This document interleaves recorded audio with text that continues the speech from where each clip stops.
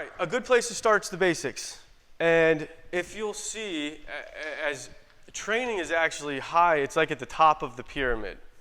And you really, it's not wise to just jump right in and say, okay, here's a dog, I'm going to start making it do stuff. And that's going to work out for us. Not the best approach. So when we start with the basics and we start with the bottom of the pyramid, we're going to learn a little bit about ethology. So what ethology is, it's a fancy word for basically the natural animal behaviors and natural tendencies. In our case, we're studying the dog. So with ethology, the science of animal behavior, I specifically chose that picture because those are our dogs, but that's not the only reason. I don't want people to be like, oh, they're so cute. That's not cute. They're machines, right? So you have to understand that ethology and an actual dog, and I don't care if it's big, small, fluffy or not, it is a predator. Okay? If you're with me, say yes. It's a predator. I mean, you can't change that.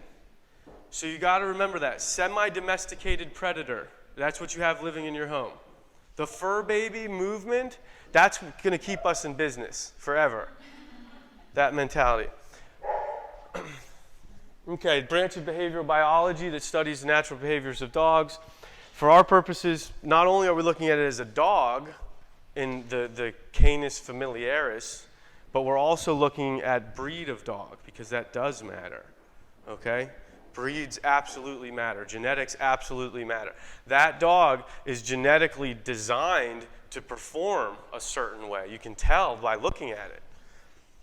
I'm answering these for you guys. What is a dog, and I'll just, there you go. I already told you all that stuff. Predatory carnivore, thank you. Okay.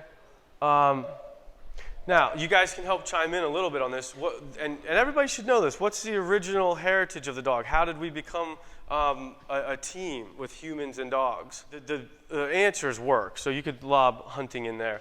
There you go, it's down at the bottom. Originally, they helped keep animals away. Livestock guardian breeds, property protection, herding and hunting, personal protection. Because property was a big, it wasn't like it is now, where you had it all posted and everybody respected their neighbor's property. Okay? So, that's the heritage. Basic needs that control behavior. We're going to go over this a lot, because if you understand your dog's basic needs, and then you understand how to fulfill them strategically, you put yourself in a very good position for it to look like the dog happily is working for you. So basic needs: safety, shelter, security, things of that nature, food and water. Basic needs: reproduction and engagement. Keep it simple. It's a dog. We do a very good job of making things complex. That's our job as people, right? Make it confusing and messy. So dogs, will keep it simple, what their basic needs are, and then be honest about that. Does the dog really need to live on a couch all day and get touched every second that you're around it? No. Simple, basic needs. Okay.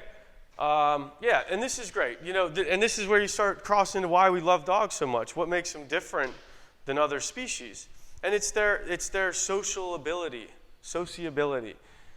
When you walk into a room, if you have a snake in a cage, it doesn't start wagging its tail and happy, unless you have a mouse in your pocket. So that's what makes the dog different. High sociability and uniquely attuned to human behavior. There's a connection there, right? It's a beautiful gift. Okay. I cannot say it better than this guy said it. Now, I want you to take a second and really, really internalize this and what this means. Because if I had one bit of advice to give to people, it's this. All right, Konrad Lorenz. He argued that animals have an inner drive to carry out instinctive behaviors, and if they do not encounter the right stimulus, they will eventually engage in the behavior with an inappropriate stimulus. Simple. To make it even more simple, a predator chases prey. That's the nature of a predator.